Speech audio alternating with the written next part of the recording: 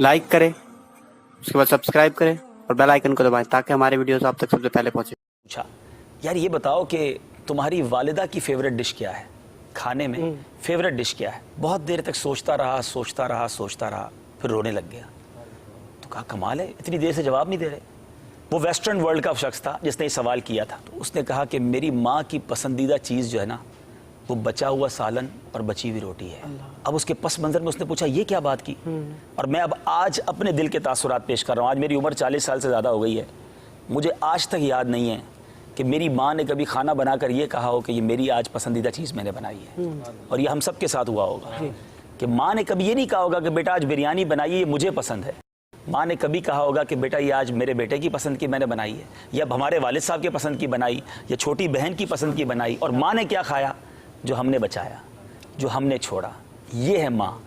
कभी उसने अपनी ज़ात के लिए क्या सोचा?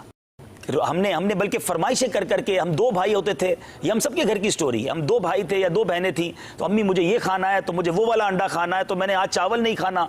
तो माँ ने दोनों के लिए अलग अलग खाने बनाए। माँ को हमने होटल वाली समझा, उससे जो कहा उसने हमें पका कर खिलाया।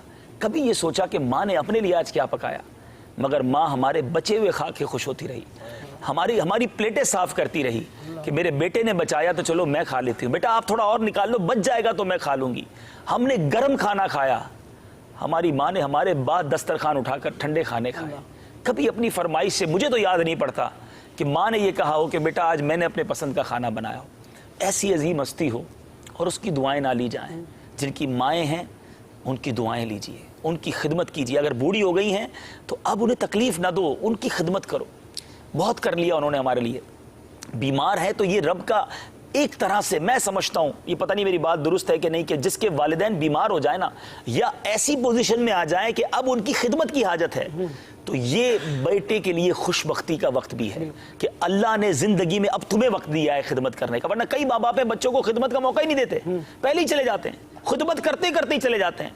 अगर अब मौका आया है तो इसको बोझ ना समझो, ये अल्लाह का शुक्र भी इस हवाले से अदा करो कि या अल्लाह इन्होंने जाने से पहले मुझे अपनी खिदमत का कोई मौका दे दिया कि मैं जाते जाते इनके दिल में कोई ऐसी बात छोड़ जाऊं कि ये दिल से मेरे लिए कोई दुआ कर दें, और ये दिल में ये लेकर जाएं दुनिया से कि हमारे बच्चों ने हमें तन्हा ना छोड़ा था। बदनसीब हैं वो बच्चे जो ओल्ड हाउस में माँ बाप को छोड़ा है। बदनसीब हैं वो बच्चे जिन्होंने सर्वेंट के नाम पर, मुलाजमीन के नाम पर माँ बाप को हवाले कर दिया। ऐसा ना करें, जितना हो सके इनकी खिदमत करें। ये कारोबार, ये दुनिया, ये हमारे बच्चे बीवी सब बाद में चलता रहेगा। ये माँ बाप चले गए तो फिर याद आते रहेंगे।